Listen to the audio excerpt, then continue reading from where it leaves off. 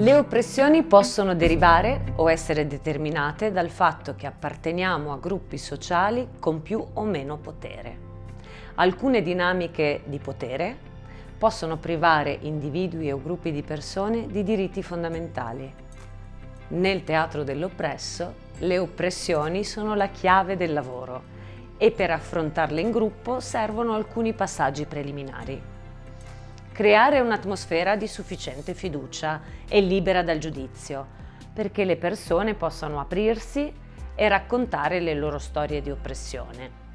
Riuscire a individuare le oppressioni o le tematiche che sottintendono meccanismi oppressivi, che siano comuni al gruppo o almeno che risuonino nella maggior parte delle persone presenti. Trasformare i racconti delle storie in scene teatrali che contengano gli elementi essenziali dell'oppressione ed i suoi meccanismi concreti. Il TDO, diciamo TDO per intendere teatro dell'oppresso, il TDO mette in scena problemi reali per renderli visibili e affrontabili, partendo proprio dalla percezione individuale. Attraverso la struttura finiamo di esprimere quello che non siamo riusciti ad esprimere bene prima.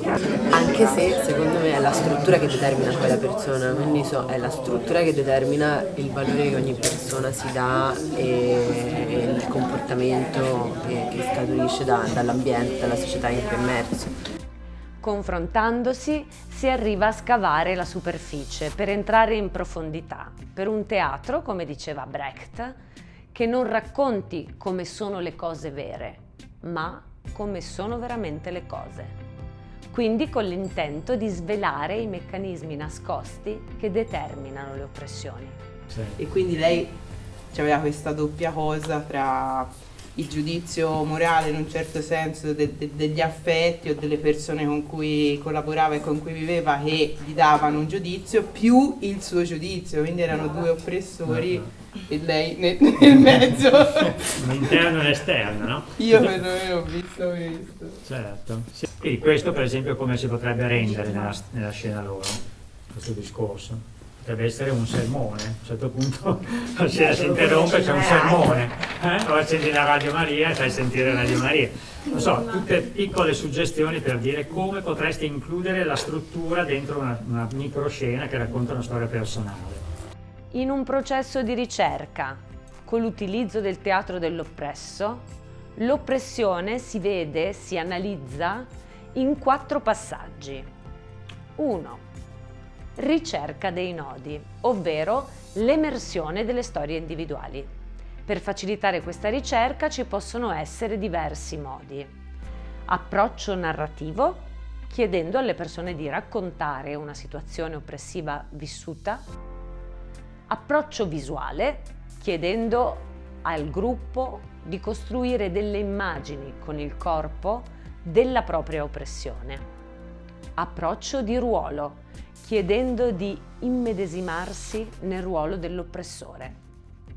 Io credo nella famiglia monogamica, eterosessuale, patriarcale, in cui tutti devono rispetto ai più grandi, ai più adulti, ai vecchi, soprattutto ai capi popolo, ai capi famiglia, eccetera, eccetera, eccetera. E l'altro, se ha dei valori compatibili, ovviamente dice sì, certo, come no, anch'io, anzi ti aggiungo che dovrebbero anche picchiare le donne, perché secondo me è un valore importante educare. L'educazione passa attraverso anche le botte, perché quando ero giovane, Se invece è incompatibile, ovviamente sarà uno scontro. Okay. Quindi pensate a un valore in questo chiaro. modo, ma esplicitarli in questo modo, come dici te? Sì, esplicitateli. Approccio metaforico, usando dei giochi e chiedendo se metaforicamente questi richiamino qualche oppressione vissuta. Approccio sonoro, usando specifici esercizi come il canto della sirena o altri. 2. Secondo passaggio. Scelta della storia. La scelta tra le varie storie emerse è importante per coinvolgere il gruppo nel suo insieme e far sentire rappresentate e partecipi tutte le persone presenti. Le scene proposte possono essere fuse assieme.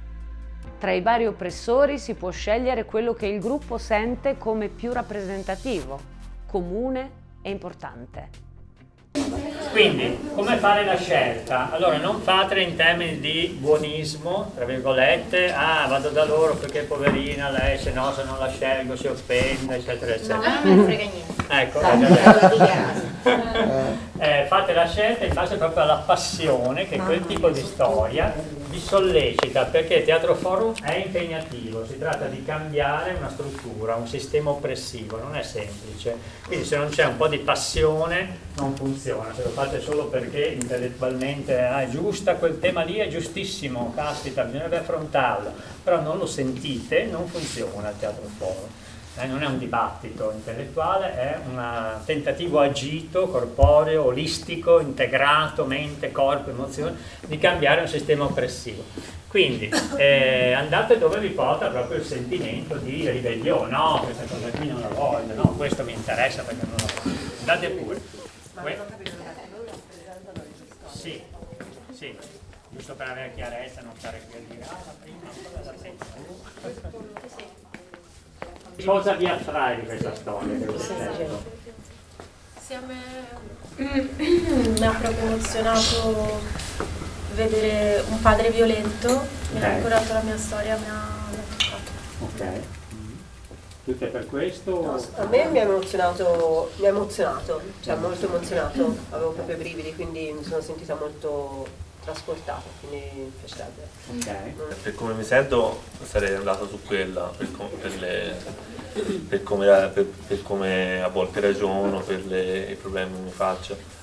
Però ho scelto questa perché mi ha emozionato quando l'ho fatta, quindi mi sono fatto trasportare da questa emozione, anche se la sento un po' meno appartenente alla mia vita, però ho scelto per quello. Hai fatto bene a scegliere così perché vi ho chiesto così perché c'era questo motivo.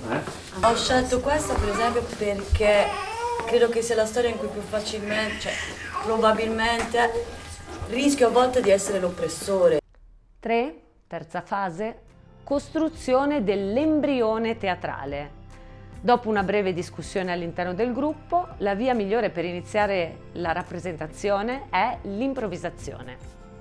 Può essere fatta dinamizzando le immagini, approccio visuale, usando per esempio l'immagine condivisa all'inizio, il punto di partenza, e improvvisando come si potrebbe evolvere dando movimento, suono, parola, fino a costruire le interazioni e i dialoghi tra i vari personaggi. 4. Quarta fase, pulizia dell'embrione. Le prime improvvisazioni possono essere confuse, mancare di essenzialità, per questo vanno affinate, pulite. In questo processo di chiarificazione, di pulizia, è possibile scoprire altre azioni, altre parole, per dare profondità ai personaggi e per arricchire le scene di immagini nuove. I personaggi mi sembra che fossero chiari. No, però possiamo rafforzare e dobbiamo comunque aggiungere degli elementi. Devi fare una cosa che gli altri capiscano. Cioè, non me ne frega niente, t'arrangi. È forte sta roba. T'arrangi, ma va bene il senso, io non ti giudico. Se qualcuno di noi che non è intervenuto vuole aggiungere una scena o no. Ecco, Personalmente non mi viene una scena che sento significativa da riportare, mi identifico abbastanza in quella che c'è sia sulla questione voti che universitaria, dunque magari così mi inserirei in quelle, non so come, se come aggiunta di voce parlante. In tutte queste fasi il Jolly tiene un atteggiamento maieutico rispetto al gruppo e alla ricerca in atto. Cerca di non fare il regista teatrale che assegna le parti, dice cosa fare, come fare, ma stimola continuamente la creatività del gruppo, supporta, valorizza, elabora e rilancia, eventualmente problematizzando con domande o sottolineando le incongruenze e le contraddizioni possibili.